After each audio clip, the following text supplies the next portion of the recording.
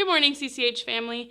Isabella here. I'm super excited to be back at it with another Heart to Home devotion.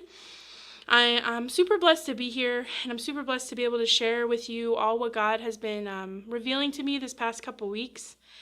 First, we're going to pray, and then we're going to jump right in. Lord, I just thank you for today, and I thank you for the opportunity that you've given me to be here. And I pray that whatever I have to say reaches someone, Lord, that whoever's watching, their hearts are open, and my heart is open, Lord, and I can take a step back and you can take a step in.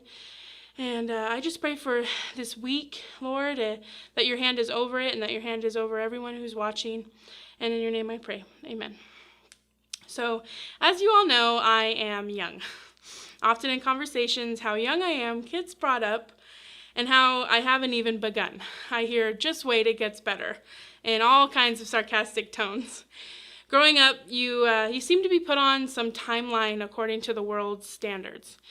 That at a certain age, you're supposed to have it all figured out, that you're supposed to graduate from college, you're supposed to get a career, get married, have kids. We're supposed to have it all planned out, mapped out, and achieving every goal that we set before us. But that does seem a little unrealistic when we take a step back and look. God says in Proverbs 16:9, "The heart of man plans his way, but the Lord establishes his steps."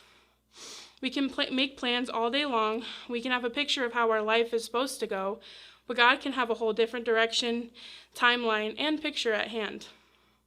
In John 15:16, Jesus said, "You did not choose me, but I chose you, and appointed you that you should go and bear fruit, and that your fruit should abide, so that whatever you ask of the Father in my name, he may give it to you."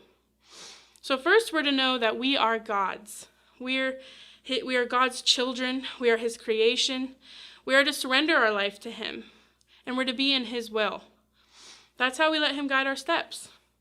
He gives us a first step after we are chosen by him. We're to bear his fruit, bring him glory, share his gospel, show kindness, show love, and bearing fruit in ministry.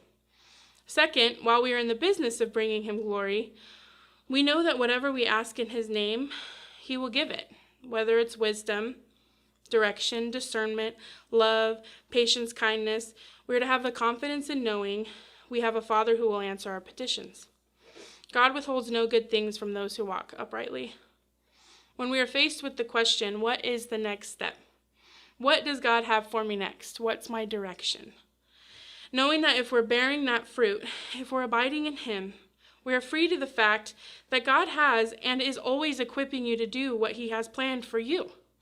In Psalms 37, verses 23 through 24, it says, "The steps of a man are established by the Lord when he delights in his way.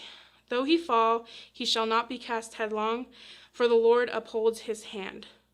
Sometimes we can't let fear and stress and doubt, many things, veer us off course.